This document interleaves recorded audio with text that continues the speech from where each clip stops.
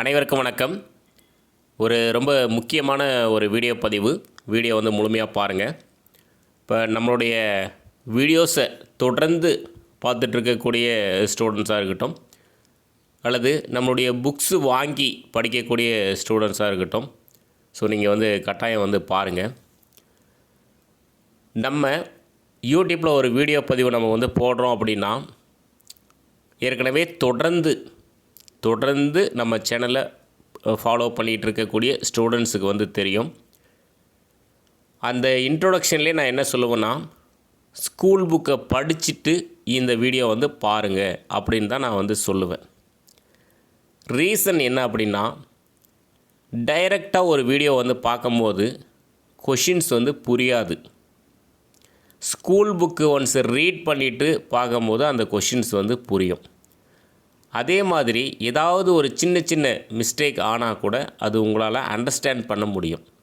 So அதுக்காக தான் நம்ம ஒவ்வொரு வீடியோ பதிவு கொடுக்கும் போதுமே ஸ்கூல் புக்கை படிங்க, ஸ்கூல் புக்கு படிச்சுட்டு வீடியோ பாருங்கள் அப்படின்னு சொல்லுவோம். அதே மாதிரி நம்ம அதிகமாக யூஸ் பண்ணக்கூடிய ஒரு வார்த்தை என்ன அப்படின்னா, ரிவிஷன் பண்ணுறதுக்கு பெஸ்ட்டாக இருக்கும் அப்படின்ற வார்த்தையை நம்ம வந்து யூஸ் பண்ணுறோம். இப்போ அந்த ரிவிஷன் அப்படின்னா அதுக்கான மீனிங் என்ன அப்படின்னா, நம்ம ஸ்கூல் புக்கை படித்த அப்புறம் அந்த வீடியோஸ் பார்க்கக்கூடிய அந்த வேர்டு தான் வந்து அந்த ரிவிஷன். நம்ம டைரெக்டாக நம்மளுடைய வீடியோஸை பார்க்குறதுக்கு நம்ம வந்து ரெக்கமெண்ட் பண்ணுறதில்ல.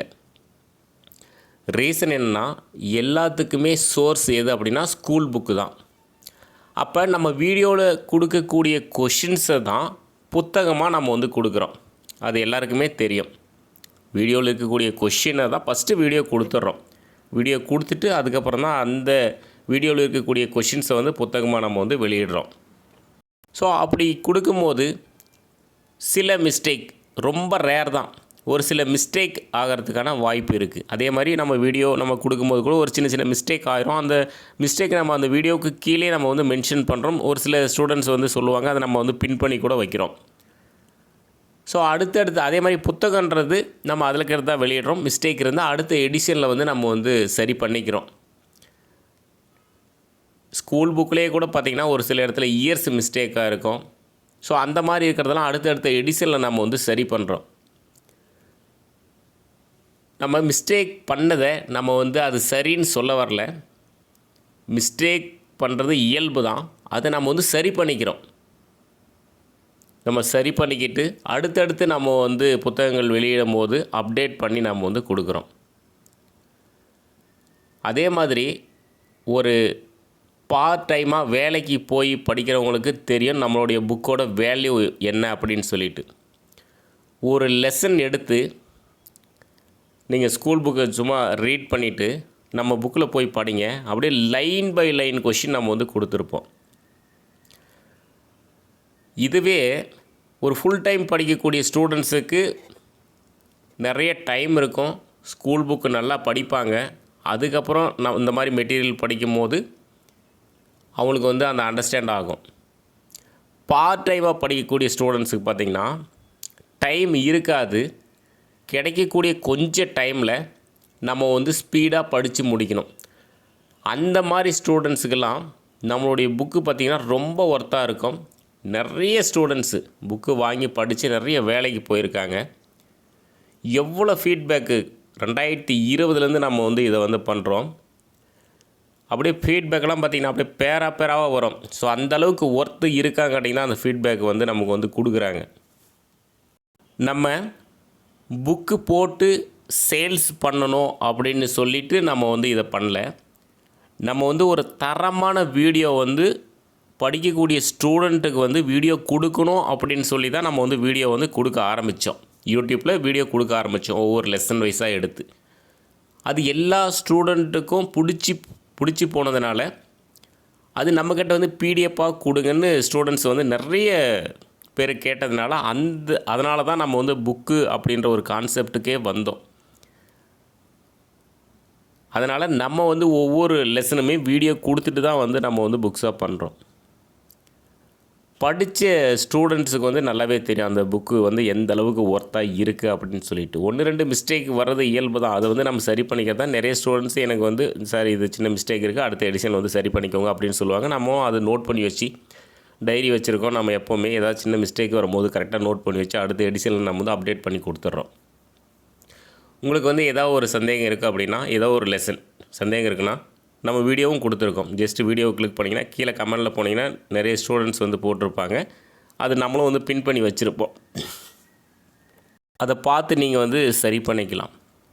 ஸோ நெகட்டிவாக யாரோ சொல்கிறாங்க அப்படின்றதுக்காக நீங்கள் படிக்கிறத வந்து நீங்கள் ஸ்டாப் பண்ணாதீங்க. நம்பிக்கையோட தொடர்ந்து நம்ம புக்ஸை வந்து நீங்கள் படிக்கலாம், பார்க்கலாம், வீடியோஸ் வந்து பார்க்கலாம். ஒரு 2 இயர்ஸ் இருக்கும், 2023 அந்த ரேஞ்சில் நம்ம ஆகாஷ் சார், டேஃப் ஐஏஎஸ் அகாடமி ஆகாஷ் சார் வந்து ஃபோன் பண்ணி எனக்கு விஷ் பண்ணியிருக்காரு, உங்கள் புக்கு நல்லா இருக்குது, நல்லா பண்ணுறீங்க, தொடர்ந்து பண்ணுங்கள் அப்படின்னு சொல்லிட்டு. ஸோ அவர் தெரியும் உங்களுக்கு, அவர் டேஃபில் வந்து எத்தனை புக்ஸு இது வரைக்கும் போட்டிருக்காங்கன்னு தெரியும். ஸோ அந்த மாதிரி வார்த்தை அவங்க வந்து சொல்லணுன்ற அவசியமே கிடையாது. ஏன்னா அவங்களுக்கே புக்ஸ் இருக்குது. சார் எனக்கு ஃபோன் பண்ணி விஷ் பண்ணிவிட்டு நல்லா பண்ணுங்கள், தொடர்ந்து பண்ணுங்கள் அப்படின்னு சொன்னார். அதுவும் இல்லாத நம்ம யூடியூப்பில் கூட பார்த்திங்கன்னா கமெண்ட்ஸ் வந்து ஒரு டைம் வந்து போட்டிருக்காரு. நிறைய ஸ்டூடெண்ட்ஸுக்கு அவர் வந்து ரெக்கமெண்ட் பண்ணியிருக்காரு. ஒரு லைவ் கிளாஸ் போயிட்டு இருந்தபோது கூட விவி TNPSC book question bank book இருக்குது, வாங்கி யூஸ் பண்ணுங்கள், ரிவிஷன் நல்லாயிருக்கும் அப்படின்னு சொல்லிட்டு ஒரு லைவ் கிளாஸில் வந்து சார் சொல்லியிருக்காரு. ஸோ ஒரு ஒர்த்து இருக்குது.